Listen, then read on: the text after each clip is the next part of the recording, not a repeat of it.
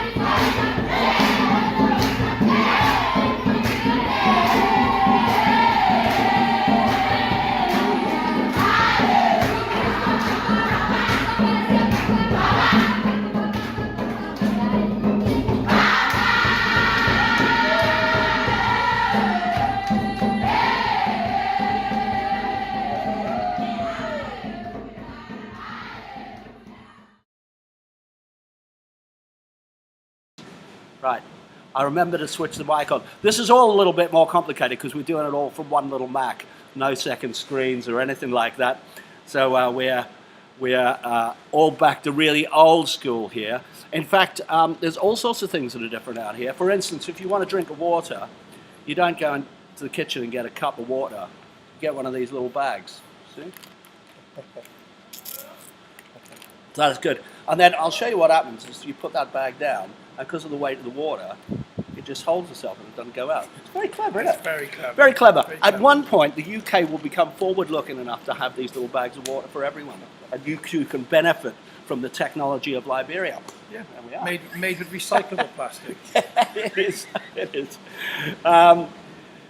So yesterday, it was a bit hit and miss as to whether we were actually going to get on the plane or not. I'll say. Should we tell them the story? Well, yeah, where do we start?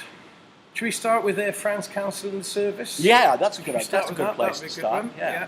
So we were always planned to arrive yesterday, and last Monday, where our host, and I think we should bring Don in.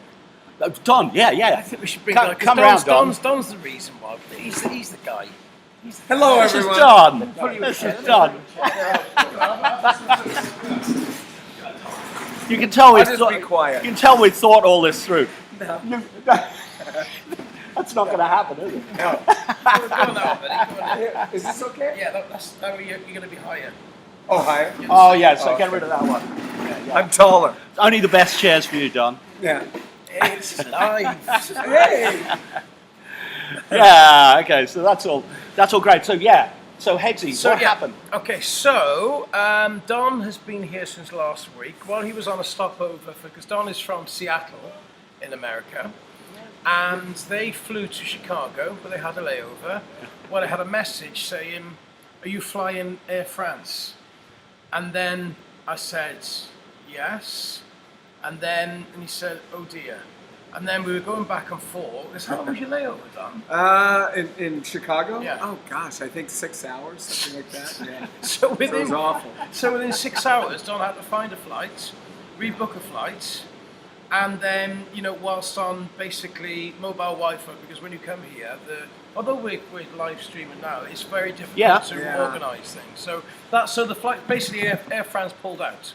So there's now one service. So Don had to get new tickets, which he got, which was great. There was a challenge with those tickets, which we don't really need to go into because we don't really need to go into that, do we? Or do we?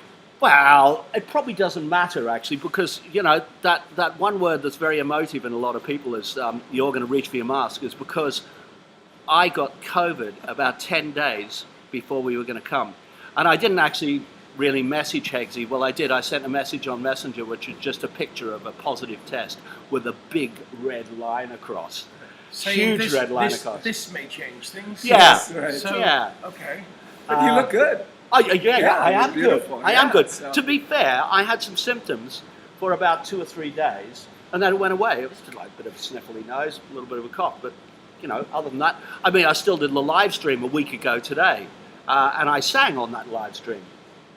So yeah, I can't have been too close to death's door. But according to the tests, I remained at death's door day after day after day until we got to the Monday. We're flying Wednesday morning at 6:45. So we got to the Monday, and it's like I thought I definitely need to have one test today, and I'm also going to book another test tomorrow. But there was a chance that the test that I did on the Monday might have come back, and we thought, if it came back and it said negative, that would be a result. We wouldn't need to do anything else. And last time we used this company, it came in that night, didn't it? Yeah. They said it's going to be almost 2 days before it comes in, but last time it came in that night. Not this time. No. That would make life too easy, wouldn't it? And it wouldn't put enough stress into the situation. So anyway, it came to just before midnight, and I thought, if I don't book this test for tomorrow, it's now going to cost megabucks, because it's now going to go into, it's on the day. That makes it an emergency test. We know it's exactly the same test that we would have done if you booked it at 5 to 12, instead of booking it at 5 past 12. But 5 past 12, it's an emergency test. So Which is about 60 quid extra, isn't it? I booked one of them. Yeah, was it 60 or 70? Can't remember. It's the one where you get it back at midnight anyway. And anyway, they said, we'd be much quicker than that, won't we? Much quicker getting the test back. Yes, absolutely. And so, I had it done about 10 in the morning, and 2 in the afternoon, nothing. 4 in the afternoon, nothing. 6 in the afternoon, nothing. Can I just yeah, jump in? and Hegsy could jump in. So meanwhile, we were due to go to Al's wife, Kerry, was going to drive us both to London, to the airport. Oh, yeah, this And was then, it. and then that was scuffed because Kerry got COVID, so we couldn't go in the same car as Kerry. Yeah, so she could still take me. She could still but not take me. me. So then I booked a flight. So I booked a ticket on the Megabus because I love the Megabus. Not sponsored by Megabus, but if I was, I'd be happy to endorse what a great service they give. Wi-Fi on there. Sometimes it works, sometimes it doesn't. Most of the time it doesn't. Never mind. So I booked a flight then for a Megabus for early hours Tuesday morning. When Tuesday night to get me there for Wednesday morning. And then, of course, on the news, you heard of 3-4 hour delays at Heathrow. So in order not to risk it, on Tuesday night at 11:30, Al messaged me just as I was going to bed, saying, "Have you seen the news?" And I thought, glass of wine, right? And then I had to rebook another bus 6 hours earlier. So while all this is going on, I'm on the bus going to London Victoria. Then I'm going to go to London Heathrow. When all this is kind of I'm getting these little messages through going, any news? Any news? I know. It was about 8 o'clock at night. Any news? So 4 o'clock had gone, 6 o'clock had gone, 8 o'clock was now gone. Now there's still no news. And I'm starting to think, oh, well, it's okay. It's quite probable that I'm going to have to redo it. So then we are on connection with you in Liberia here. Yes. And it's very difficult for them to do anything in Liberia, rechanging flights, because you end up on hold for hours. It costs hundreds of dollars to do it, to sit on hold. And then if your connection gets interrupted, which of course is a really good chance it's going to, then you have to start again. Another few $100s. Who cares? So I was desperately trying to organise that, not being the one who booked the flights, because Don had booked the flights while he was on layover. Yes. He booked the flights. So I got through to both of the airlines, and they'd gone, yeah, you can do it. You need to do it a certain amount of time before it goes away, and it's still going to be okay. You'll be able to reschedule. So then I'm thinking, okay, well, I can't reschedule the flight to Brussels until I figured out if there's a connecting flight that's going to go to Monrovia in Liberia at the same time. So I went and I checked that out, and I thought, yeah, okay, there are on several days, there are several available. Of course, being Easter, one of the busiest times, just after the whole scare's gone, everyone wants to travel now, so not so many flights around. So, but you're here. But I'm here. Yeah. But we're here, and it was actually 10:30 at night when the test then came in, and it came in and just said, you have a negative test. And I went, right. Hallelujah.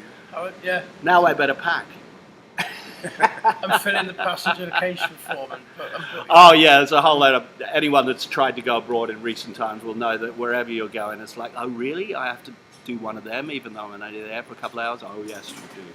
That and Liberia travel, all that sort of stuff. Just before this goes away, Ian Walters is asking, hello Al, do you get spiders and snakes coming into your bedroom at night in Liberia? Well, it's the second time here, and actually, apart from some little tiny spider at some point last time, who I just left alone, letting him do his own thing, no snakes whatsoever. So there's not too many snakes that appear anywhere around where we are. However, if you went to the jungle out back, you might be lucky enough to get chased by one or two of them. Or black mamba. But we're not going there. We're not going there. We're staying where we are. I think. should be cool. So now my long-suffering Mrs. Kerry now drives me to the airport. I think I'm packed and ready by about 12:30. Except she doesn't drive me to the airport. I drive and I say, okay, now your job is to fill in all of the paperwork. Because I couldn't fill in the paperwork because I didn't know what flight I was going on. So I couldn't fill in the passenger locator form, couldn't fill in the Liberian app because I didn't know what flight I was going on. And so she's doing that on a mobile phone on the way up to Heathrow. So that was a wee bit fraught, but I got to say she did a really good job, and perhaps she did a better job than I would have done. And she would tell you that it's probably not often that I say that, but I'm absolutely saying it now that you definitely did a better job than I would have done. So thank you very much, Kerry, for doing that. Everyone say a big thank you to Kerry on this chat, please. Do it now. Thank you, Kerry. And it's actually recorded, so you can't deny ever saying that as well. Kerry, True. For the honeymoon. Yeah. So it's all good, and we got up there, and were there any more dramas then? Only that I was a little worried that you may have been a little contagious. May have, and then first thing he does when he gets to the airport is hug me, and I'm like, Well, I knew that we were going to end up in Liberia. We were all going to be hugging everyone anyway, so there's no getting away from it. That's true. But it's good. But then when we arrived, so we went from London to Brussels, then from Brussels to Sierra Leone, and then from Sierra Leone to Monrovia, where we had a COVID test. And I was more worried than Al about the COVID test. Yeah, but actually when it got there, I was a little bit worried as well, because I thought, well, it was only 24 hours ago that I had actually a negative test, and now I'm flying into a different country. It's a different test. that could be positive, couldn't it? And I kept thinking of the film Midnight Express as well. So I was a little nervous, but we got through, and then we saw this beautiful human being and his beautiful son who's off somewhere. It was the choir master and the kids. They all met us, and it was what a joke to behold, wasn't it? So actually, I've got a little film about the journey there. Oh right, okay. So it's just some stills, but we can kind of talk over the top of it and kind of talk everyone through what kind of happened. So here we are. This is Mexico, day one. Cool. Day one. Do you like those little hearts? I love those it. little hearts. Graphics. So there we are. That's Heathrow. That's is that Heathrow? Could be Heathrow. It's in the morning anyway. Heathrow. There's. And there we are. So Hegsy met me there, and I was there, trying to do a little bit of work. But then what happened is Hegsy found this place. Oh, nice. This looked altogether more promising after the... After the so here we are. We actually made it to Brussels Airport. Nice. There was a lot of shenanigans going on. And tomorrow, believe it or not, we are going to do... we're going to try and do the Korgis live stream. Live from Liberia. That should be interesting. That will be a challenge. But nowhere near the challenge that we had getting here in the first place. Which explains the beer. At 2 minutes past 10 in the morning. Yeah. And can I just say, I left my house 6:30 last night. So don't judge me. I didn't leave my house at 6:30 last night. I left my house at 12:30 last night because I'd only just had a negative COVID test. So there we are. So join us for the live stream tomorrow if you possibly can. If we possibly can, we have no idea what's going to happen. As long as the internet is good, we'll be good. We'll be there. You'll be there. Talk to you then. Peace. Peace. Yeah, so there we are. We found that bar. That was actually in Belgium after we'd done the first leg of it. And there is our plane getting off at Liberia. Hey. Here is all the kids who came to meet us, and there's kind of me in the middle of all of that. I was too showbiz. And today we're doing interviews with people, and so here is the film set, and that looks like two directors there under that umbrella. Yes. That is Zach and Sam, who are actually doing nothing. Actually, Right. That was my first thing when I brought it. One day I was like, oh, there's no gold everywhere. this is Sonny's impressions of Because America. I was so eager to see outside the next morning in the backyard. I thought everywhere has swimming pool. So the first day I went in your backyard and trying to look for the swimming pool, like through the window, oh, the pool. But I realized that, people make this and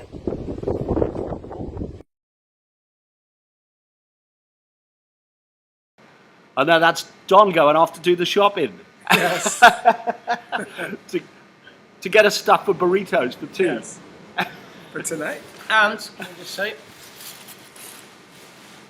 I now have a towel. Hey! Because what's the first things that you should pack? Towel and toothbrush. You remember the toothbrush, not the towel. Yeah. So it could be that this stream is stuttering a little bit. Of course, it could be that this stream falters and goes away in the end. So apologies if that happens. But I haven't done an emergency live stream today. It's just too complicated for me here. So should we talk about what we're here, the show we're going to be playing next week? I think so. Yeah. Let's talk about that. So but before we do that, let's talk about Matsiko. I'm done. Yeah. Tell us about Matsiko. Matsiko. It's a choir that I hope you love. They're made up of orphan and at-risk children from around the world. Here, of course, Liberia. And they're the national choir, the pride of Liberia. Great kids. And they sing, they dance, they share. And I hope you love them at the live stream, the performance.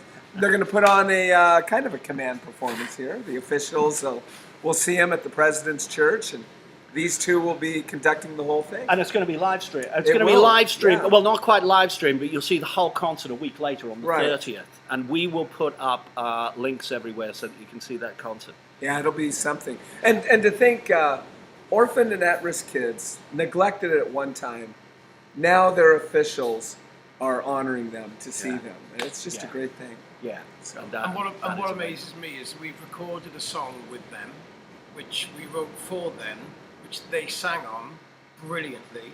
Yeah. and they made the video. All the choreography in the video is them.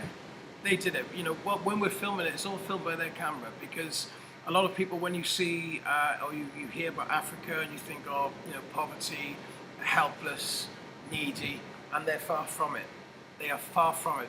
With a little bit of help, a little bit of support, nurturing, and just guidance, they can get themselves in a better position, Right. which is the whole thing. Right. Yeah. And what I'm chuffed at is that at the concert is the actual official release date for Through These Eyes. So these kids who, you know, are from, you know, have got some challenging, you know, situations which we kind of don't feel here, Yeah. because they're just so happy, It's aren't right. they? You know, they're just singing, they're just dancing, as you've seen, and they're amazing kids. Yeah. You know, I've learned so much from Yeah. them, and just to, and the, you know, the fact that they've got a single, and it's going to be on iTunes, it's going to be on Spotify, it's going to be on Amazon, all these things, and it's them. It's all them. Yeah. And this performance that we're doing, I can't wait to sing with them. If I can plug one of my songs on this now, because Yeah. we wrote a song called You're the Only One, which is my last single. And even last night, the plan was to sing it as a duo with just one singer here. But last night it's evolved into, we're now singing it with 4 singers, which I can't wait for. So we start rehearsing tomorrow, and then I'm just so excited about it. And we're doing the final part of the show, which could actually end up being a single, is Don asked us if we could finish the show with a version of Amazing Grace. So do you want to talk about that, Don, about what your suggestion was? Sure. So Amazing Grace, obviously written by, oh gosh, I forget his name now. Yeah, that bloke. Yeah, that bloke. English From bloke. England. And so he didn't write the music. So many people think it was from West Africa, could have very well been Liberia or somewhere. And Yeah. so they geniuses. And what's exciting about it is the fact that it's Don wanted us to sort of encompass the spirit and the energy of the choir.